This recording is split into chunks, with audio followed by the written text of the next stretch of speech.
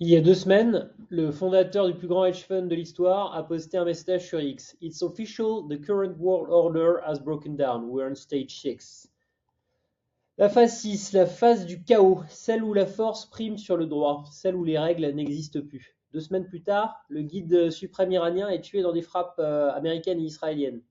Le gaz européen explose de 20%, le VIX atteint son plus haut depuis novembre, les obligations plongent et l'or. Là, on voit qu'il a touché 5400 $ lundi avant de s'effondrer de 350 $ en une seule séance mardi. Aujourd'hui, on a un rebond vers 5130. Et donc, la phase 6, c'est plus une théorie. C'est le journal de 20 heures. Et la volatilité que vous voyez sur l'heure en ce moment, c'est exactement ce qui se passe quand le monde change de régime. Alors, qu'est-ce que ça veut dire pour votre capital? Comment un quant analyse cette situation et surtout, quelles sont les erreurs qui coûtent cher en ce moment même? C'est ce qu'on va décortiquer, avec des données, pas avec des opinions.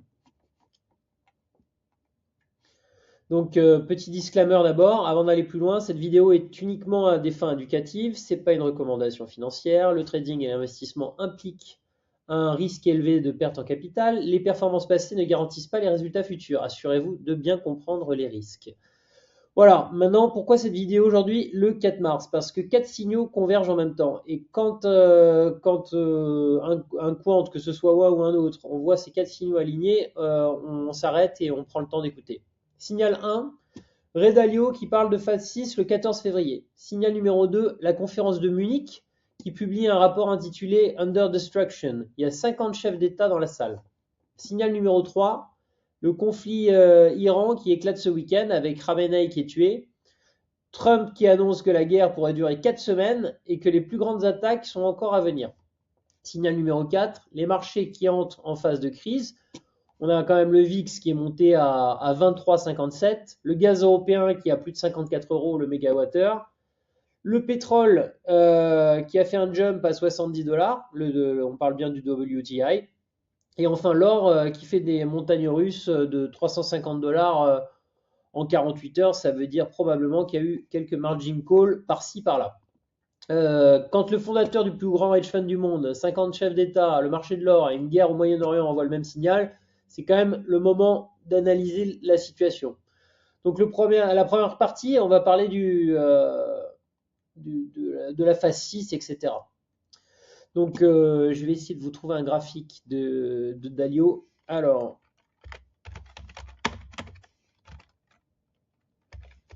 on va trouver ça. Je fais ça complètement en direct.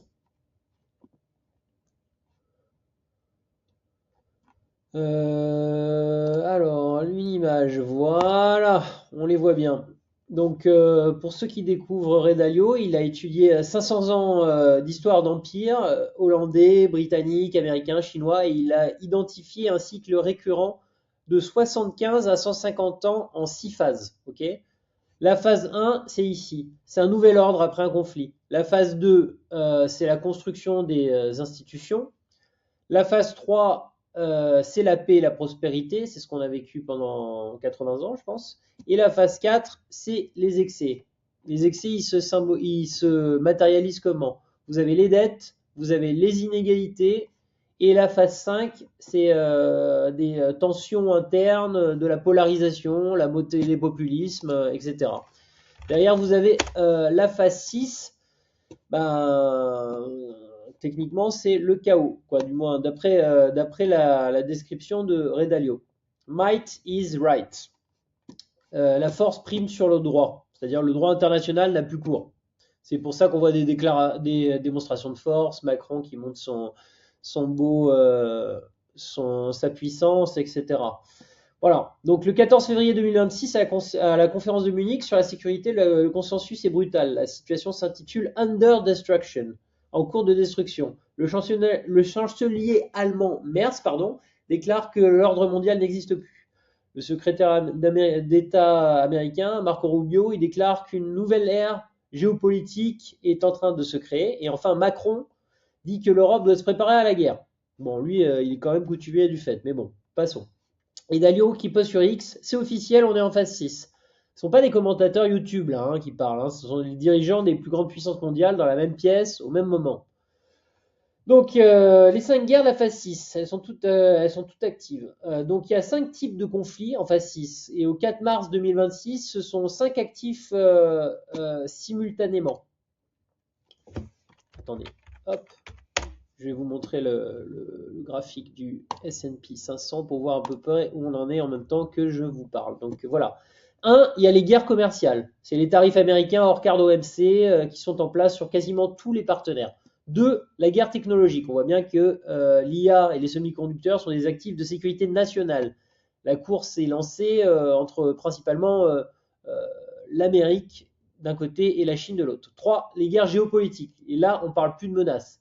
Il y a eu des frappes américaines et israéliennes qui ont tué le guide suprême iranien ce week-end. L'Iran, elle a frappé une raffinerie saoudienne Aramco, qui est la plus grosse compagnie pétrolière mondiale. Et le Qatar qui a stoppé ses exportations de GNL. 4, la guerre des capitaux. On a les flux d'investissement étrangers vers les US qui ont chuté de 40% depuis 2021. Le dollar est en guerre contre le reste du monde. Et 5, un conflit militaire direct. Nous y sommes. Trump a dit que les plus grandes attaques sont encore à venir et que ça pourrait durer 4 semaines. Voilà. Qu'est-ce que les marchés nous disent aujourd'hui? Regardez les marchés au 4 mars. On a un S&P 500, je le vois ici, il est à 6816. On le verra mieux sous cette forme-là. Attendez, je vais me trouver un CFD. Peu importe, hein. On est aux alentours de 5800 et des brouettes. Mais il y a une grosse volatilité. Le VIX, il était à 23,57. Je pense qu'il a dû baisser. On va regarder. Hop. Il est à 20,97. Il a baissé un petit peu aujourd'hui. Mais il a quand même tapé un plus haut depuis novembre. Au-dessus de 25, on parle de régime en crise. Au-dessus de 30, c'est quasiment une panique historique, quoi. On n'y est pas encore, mais bon, il faut quand même surveiller ça comme le lait sur le feu. Ensuite, on a le gaz naturel. On va se mettre sur le gaz, les futurs, le gaz. Hop, NG. Voilà. Il a. Non, je vais mettre le gaz européen. Il est où le gaz européen? Voilà. Bon, aujourd'hui, il est à 48,76, mais il était monté à 54 euros le mégawattheure. Pourquoi? Parce que la plus grande usine de GNL au monde, au Qatar, elle a stoppé ses exportations. Alors du coup, les investisseurs, ils anticipent une crise énergétique qui serait comparable à ce qu'on a vécu en 2022. Ensuite, on a le pétrole WTI américain, qui s'appelle US Oil sur TradingView. Hop, voilà. Là, il est monté aujourd'hui à 75 $. Donc, on a un petit doji qui est en train de se former, mais qui campe quand même les plus hauts avec une force relative qui augmente. Donc, dans le même temps, on a le pétrole européen, le Brent, qui est à 76. Donc, c'est quand même que les opérateurs traders des plus grandes entreprises du monde voient quand même le pétrole durablement plus cher que ce qu'il était, par exemple, entre le printemps et l'été, quoi. Par ailleurs, l'inflation turque, elle accélère de 31%. Et à mon avis, le signal le plus important, c'est les obligations mondiales qui plongent. Le trade de refuge traditionnel qui fonctionne plus. Alors, ça veut dire qu'on a des craintes inflationnistes qui l'emportent sur la recherche de sécurité. Et en général, quand les obligations ne protègent plus en cas de crise, ça veut dire qu'on est sur un nouveau paradigme. Donc passons aux chiffres. Parce que les opinions, tout le monde en a, mais les données, il faut aller les chercher. Donc on va prendre l'or. Je me remets sur l'or. J'étais sur l'or il y a 2 minutes. Hop. Donc voilà, l'or, qu'est-ce qui s'est passé en 48 heures? On a lundi, quand les marchés ont ouvert après les frappes sur l'Iran, l'or a explosé à 5400 $, record quasi absolu, hein, le record historique étant de 5595, qui était le 29 janvier. Mardi, retournement brutal, l'or, le dollar s'est envolé, alors que les gens qui étaient exposés sur les marchés européens se gargarisaient pratiquement de la baisse du dollar. Et évidemment, en cas de crise, c'est ce bon vieux dollar américain qui reprend sa course en avant. L'or a chuté de près de 5%, touchant 5050 $, moins 350 $ en une seule séance, donc c'est quand même beaucoup. Et ce matin, on rebondit aux alentours de 5130, 5135 en direct, là, comme vous voyez. Donc 350 $ de variation en 48 heures sur un actif dit refuge. Retenez bien ça parce que il y a moyen qu'on en reparle plus tard dans cette vidéo. Enfin, la tendance de fond, voilà. Euh, le gold en 2025, c'est plus 64%. Et c'est 19% déjà en 2026. Donc, zoomons. Voilà. Regardez cette énorme jambe de hausse. Ça se passe de commentaires. Hop. Voilà. 150% depuis 2022. Qu'est-ce qui s'est passé en fait? Il y a eu la demande totale d'or qui a dépassé les 5000 tonnes pour la première fois de l'histoire en 2025. Et quelle est la raison de tout ça? Est-ce que c'est structurel ou est-ce que c'est spéculatif? Alors en 2025, il y a les banques centrales qui ont affirmé elles-mêmes avoir acheté 863 tonnes d'or. C'est moins que les années précédentes, mais plus de 1000 tonnes par an entre 2022 et 2024. C'est quand même le double de la moyenne historique. Donc voilà. Quand l'or passe de 2000 à 5000 $, il faut moins de tonnes pour atteindre la même allocation cible. En valeur, la demande, elle a carrément explosé, quoi. Voilà. Donc qui c'est qui achète? Donc en Europe, on a la Pologne. Bon, admettons qu'il soit un pays mitoyen et traditionnellement belliqueux envers la Russie. Ils ont acheté 102 tonnes. Leur gouvernement veut atteindre 700 tonnes pour des raisons de sécurité nationale. Bon, ça, à la limite, c'est assez traditionnel chez eux. Le bellicisme versus la Russie. Ensuite, le Brésil qui est revenu sur le marché pour la première fois depuis 2021, qui a acheté 43 tonnes. On a le Kazakhstan, qui est d'habitude connu pour son uranium et qui a battu son record historique et qui a acheté 57 tonnes. Je pense que derrière, vous avez évidemment la Chine. Et donc voici le chiffre clé. 95% des banques centrales sondées par le World Gold Council disent vouloir augmenter leurs réserves. 95%. Donc dans un risque de conflit au Moyen-Orient, euh, avec des contrôles de capitaux possibles, c'est quand même un signal qui est assez unanime. Donc les rebonds très court terme comme aujourd'hui, je m'en méfie comme la peste. Voilà. Ensuite, qu'est-ce que je peux vous dire sur la dette américaine et le déclin impérial? Voilà, la dette américaine, elle a atteint 38 560 milliards de dollars au 4 février. Donc, elle augmente de 6,4 milliards par jour. Le paiement d'intérêt dépasse 1000 milliards de dollars par an en 2026. Le CBO projette un déficit de 1900 milliards pour cette seule année fiscale. Donc maintenant, on ajoute une guerre, les dépenses militaires qui devraient exploser. Alors évidemment, vous avez des acteurs comme Raytheon, RTX, voilà. Eux, ils continuent à se gaver parce que qui dit conflit dit commande nationale en missiles, etc. Et des boîtes comme Raytheon, comme Lockheed Martin profitent évidemment de tout ça. C'est ce qu'on appelle le fameux complexe militaro-industriel. Donc en phase 6, d'après Dalio, les gouvernements, ils ont le choix entre soit imprimer de l'argent, soit laisser une crise de dette se produire. Historiquement, ils ont tendance à imprimer, hein. Mais quand ils impriment, l'or monte. C'est pour ça qu'on a ce phénomène là depuis 2-3 ans. Donc si je vous mets la M2 en fond, vous verrez que si elle avait ponctuellement baissé, on est quand même reparti vers de l'impression ici. Là, c'est le stock de monnaie en dollars. Voilà. Donc ensuite, on a une analyse de l'IDX qui résume 80% de tous les dollars en circulation, ils ont été imprimés depuis le Covid. Vous imaginez, c'est quand même incroyable, quoi. C'est incroyable cette explosion. Donc on parle pas d'un quelque chose de cyclique, on parle de quelque chose de vraiment structurel. Voilà. Ensuite, le driver numéro 3, c'est la corrélation basée obligation-action. Ça, c'est vraiment le signal, on va dire, que je surveille de plus près en tant que quant.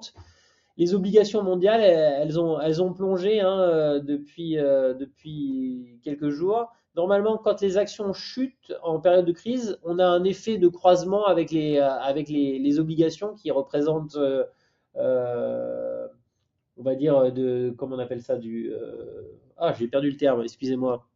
Quand vous recevez une rente tous les mois, Et donc, les obligations reprennent la faveur des investisseurs au détriment des actifs à risque que sont les actions. Mais là, on n'a vraiment pas vu ça. Vous voyez, le TLT, bon, ça, c'est les actions, comment ça s'appelle? C'est les titres à 20 ans. Ils ont quand même pas pété à la hausse, donc ça veut dire qu'il y a quand même un problème, vraiment. Donc, c'est le trade refuge classique, quoi. Alors, pourquoi les deux ont baissé en même temps? À mon avis, c'est parce que dans le même temps qu'il y a la crise en Iran, il y a quand même autant de crises de risques inflationnistes qui sont alimentées par l'explosion du pétrole et la guerre, comme on l'a vu précédemment. Donc ça l'emporte sur la recherche de sécurité, si vous voulez.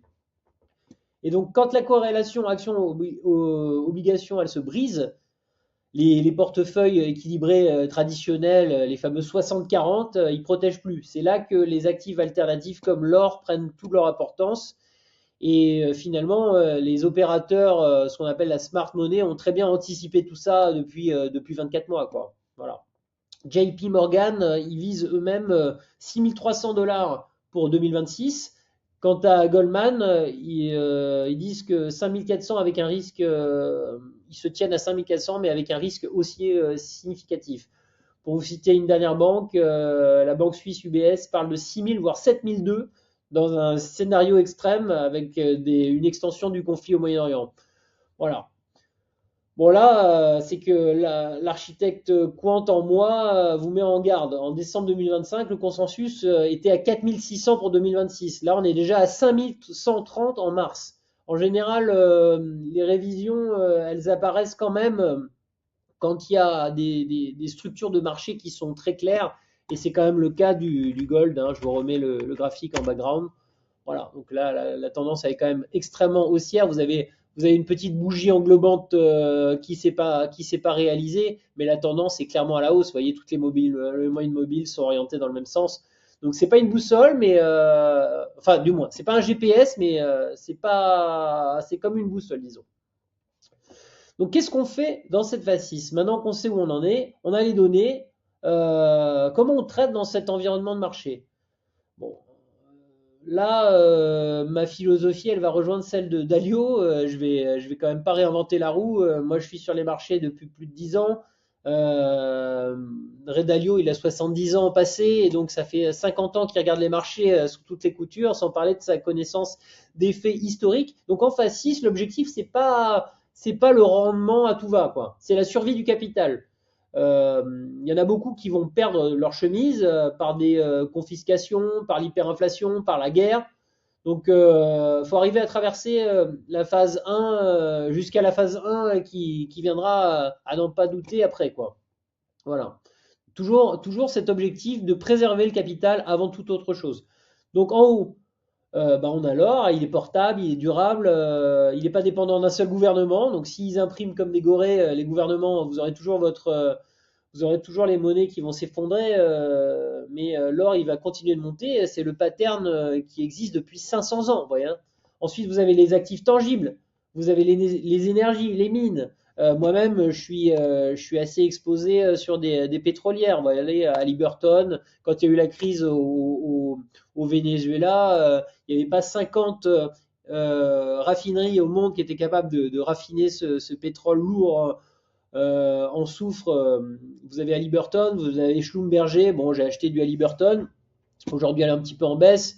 Mais vous voyez quand même, le mouvement, il est quand même très clair. Les gens sont positionnés dessus, quoi. Là, en bas, vous avez la force relative qui est quand même en hausse face à un portefeuille défensif qui est constitué ici de clos. C'est des obligations seniors sécurisées de classe A, de l'or, etc. Donc, le pétrole va continuer probablement son ascension. Donc vous pouvez acheter de l'énergie, donc des mines, des terres agricoles, des infrastructures, des choses qui sont difficiles à confisquer ou à dévaluer, quoi.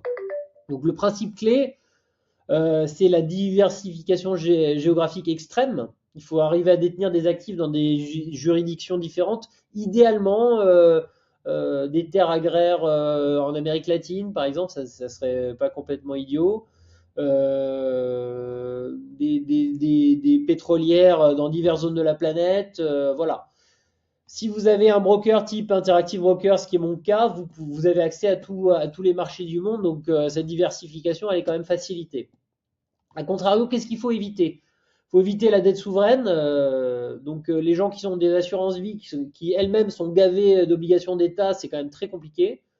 Le cash en devise qui s'imprime massivement, voilà, typiquement dans cet univers-là, d'avoir des lignes de plus de 200 000 euros sur un compte courant. Je sais que ça ne concerne pas beaucoup d'entre vous, mais ça peut arriver. C'est extrêmement risqué parce que vous pouvez avoir des phénomènes de contrôle des capitaux. Euh, vous avez par-dessus ça le phénomène d'hyperinflation, pardon, comme j'en ai parlé avant.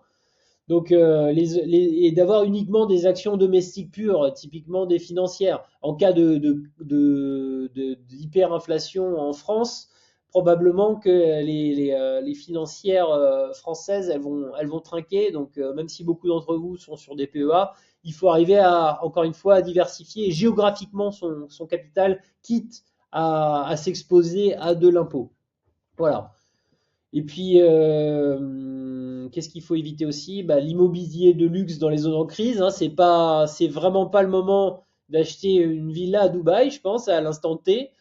Faut voir comment ça va se calmer, mais quand je vois que des influenceurs commencent à faire des QG pour dire que tout va bien à Dubaï, et que ces mêmes influenceurs sont exposés très très fort au marché de l'immobilier de luxe, je me dis qu'il y a une communication de crise qui ne doit rien au hasard. Donc, je leur souhaite le meilleur.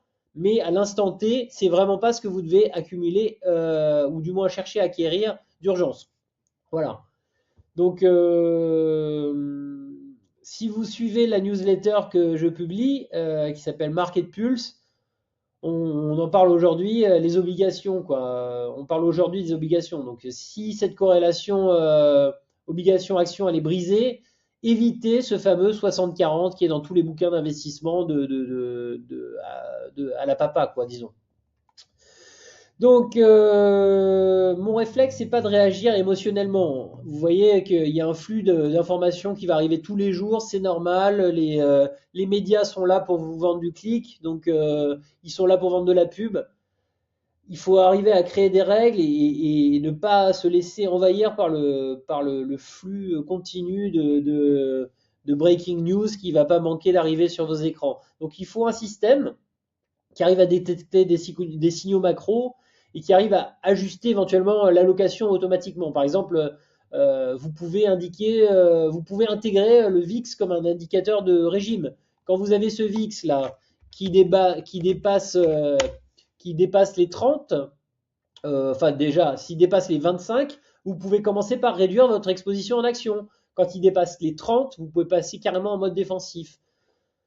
Suivre aussi les banques centrales, ça me semble complètement opportun. Vous pouvez mesurer la corrélation obligation or. Quand elle s'inverse, c'est un signal de changement de régime.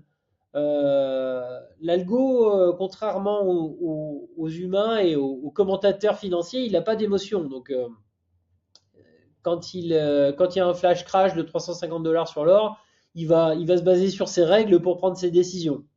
Et dans un monde en phase 6, c'est exactement ce que vous avez besoin d'avoir. Donc évidemment, petit instant en promotion, moi je développe une solution algorithmique depuis 6 ans. Ça me permet de développer des stratégies comme celle-ci sur l'or. Voilà. Donc là, on n'a pas battu le buy and hold, mais dans le même temps, l'exposition au drawdown est relativement maîtrisée et vous avez raison à peu près une fois sur deux. Donc c'est quand même des produits qui fonctionnent bien pour peu que vous sachiez les utiliser. Voilà. Donc l'or, il ne faut pas l'acheter n'importe comment. C'est quand même un produit qui est extrêmement volatile. Comme je vous le disais en introduction, il a explosé lundi à 5400. Là, si vous avez acheté dans la panique lundi, vous avez pris une tôle, quoi, pour ainsi dire. Hop, on a perdu 5% quoi depuis. Si vous avez aucune ligne enfin du moins, si vous avez aucune règle, vous supportez un drawdown épais. Vous voyez, là, sur ce trade précis, j'ai perdu 0,66%. Donc, il y a pas mort d'homme. Probablement qu'il y aura moyen de revenir sur le gold. On va voir comment ça va se passer à l'avenir. Parce que l'or lui-même, enfin du moins les gros importateurs regardent ce que fait l'or face au dollar. Donc si le dollar s'envole, comme c'était le cas avec la menace iranienne sur le détroit d'Ormuz, il fait monter les coûts énergétiques, ce qui alimente l'inflation et ce qui pousse les baisses de taux. Ça a tendance à renforcer le dollar. Et quand le dollar gagne la bataille du refuge à court terme, bah, c'est typiquement l'or qui corrige violemment. Voilà. Donc on va voir ce que ça fera dans les prochains jours, mais il faut jamais se baser sur l'émotion et sur les titres des breaking news pour prendre vos décisions en bourse.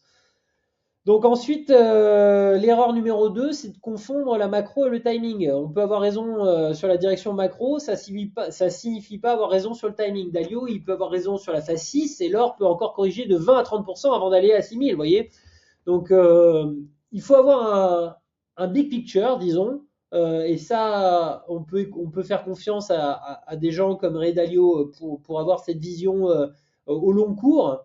Mais en ce qui concerne le timing, vous avez besoin probablement d'outils plus précis et de plus de réactivité que dans un marché calme comme on en a eu depuis 25 ans, quoi, grosso modo. J'entends beaucoup parler de DCA, mais c'était quand même des marchés extrêmement faciles. Si vous avez acheté du Google en 2000, autant vous dire que vous avez gagné beaucoup d'argent, quoi. Il y a eu peu d'épisodes de baisse. Vous voyez, si je me mets sur mon fameux setup weekly, je vais prendre le S&P 500, hop. Ça, c'est pas un setup algorithmé, vous voyez, c'est un setup très calme, hop. Vous avez quand même des jambes de hausse qui sont assez conséquentes en weekly, hein. Vous pouvez prendre 39% ici, hop, vous prenez 10% ici, puis vous re-rentrez ici, vous avez re 25% en ligne droite, puis là encore vous êtes déjà en gain de 16%. Si vous mettez sur des unités de taille encore plus longues, pratiquement vous avez eu des jambes haussières non-stop. Hop, attendez, je me mets en monthly, voilà. Ça vous a fait acheter en 2023 et vous avez vendu après 35% de hausse et vous êtes rentré un petit peu plus haut. Admettons qu'il y a eu 69% de gains à faire facilement. Mais si on rentre sur un marché qui devient beaucoup plus foufou avec la montée en tension des États les uns face aux autres, il va falloir être plus agile. L'agilité, c'est un concept dont on parle beaucoup dans le cloud. Moi, j'étais dans l'industrie du cloud avant, en parallèle de mes activités de trading. Et donc, c'est un concept qui est clé. Et particulièrement dans un contexte tendu au niveau macro. Voilà. La troisième erreur dont je voudrais vous parler, c'est de faire all-in sur un seul actif. On entend beaucoup de gens, pas typiquement ici, qui vont vous dire t'achètes du S&P 500 et tu dormiras bien la nuit. Ou alors tu achètes de l'or, c'est l'actif numéro un. Mais même si le 60-40 c'est plus la panacée, Dalio lui-même, il va diversifier agressivement entre, encore une fois, la géographie, les devises, les classes d'actifs. Regardez ce qui se passe en temps réel. L'or, il a chuté mardi, mais dans le même temps, le pétrole a monté. Les métaux industriels, ils ont baissé, mais la défense, elle a explosé. D'ailleurs, j'ai une petite exposition à la défense qui se porte bien. J'ai du Rolls-Royce qui reprend aujourd'hui 4,60 après un run qui n'arrête pas, quoi. Rolls-Royce, vous voyez, ça, c'est mon PRU. Je l'ai acheté à 752, on est à 1363. Je rappelle que c'est des pennies hein, sur le marché, le London Stock Exchange. J'ai aussi une position sur Leonardo. J'ai acheté ici, là au breakout, à 41. Donc on est déjà à 46. C'est normal d'avoir actuellement une exposition défense, hein, ça c'est sûr. Voilà. Donc il faut arriver à avoir un portefeuille qui reflète un peu tout ça pour s'exposer enfin du moins pour arriver à anticiper le maximum de scénarios, quoi. Voilà. Jamais dépendre d'un seul scénario, ça c'est quand même la règle, une règle, on va dire macro en ce qui concerne le quant trading, quoi, si vous voulez. Donc si je fais un récapitulatif, bon, on a parlé Ray Dalio qui a déclaré sa phase 6 le 14 février. 2 semaines plus tard, le conflit en Iran éclate. L'ordre mondial post-1945 qui est considéré comme terminé par les dirigeants eux-mêmes avec cette conférence de Munich dont on a parlé tout à l'heure. Deux, on a un or qui oscille entre 5000 et 5400, qui est soutenu par 863 tonnes d'achat des banques centrales, des ETF en afflux record, une dette US qui a 38 500 milliards et qui augmente de 6 milliards par jour, les corrélations obligations-actions qui sont brisées, donc le traditionnel 60-40 que peut très bien vous proposer encore votre banquier, il va plus protéger. On est rentré dans un régime où la géopolitique, elle dicte un peu le tempo, quoi, si vous voulez. Donc en phase 6, l'objectif, c'est pas le rendement, l'absolute return, comme on dit, mais c'est la préservation du capital. Donc de l'or, des actifs tangibles, de la diversification. Gardez vraiment ça en tête, quoi. 6, si on parle de prévisions qui convergent avec de l'or entre 5000 et 6003 d'ici fin 2026, ça veut dire que la volatilité risque quand même d'être encore extrême. C'est un environnement pour des systèmes, c'est pas un environnement pour des humains. Encore une fois, vous aviez toute la quiétude d'acheter en 2022 et de prendre et de prendre en ligne droite des trades comme ça en swing. Aujourd'hui, il va falloir être un peu plus fin, un peu plus technique sur les marchés euh, et regarder un peu ce qui peut se faire en matière de trading quoi, pour couvrir vos positions, ne serait-ce que quoi. Voilà. Donc dites-moi en commentaire comment vous êtes positionné cette semaine. Est-ce que vous avez de l'or? Est-ce que le conflit en Iran a changé quelque chose dans votre allocation? Moi, je lis tous les commentaires, évidemment.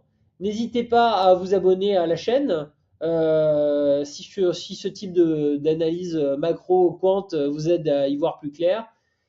Et dans la prochaine vidéo, j'essaierai de parler de backtesting sur des stratégies en or.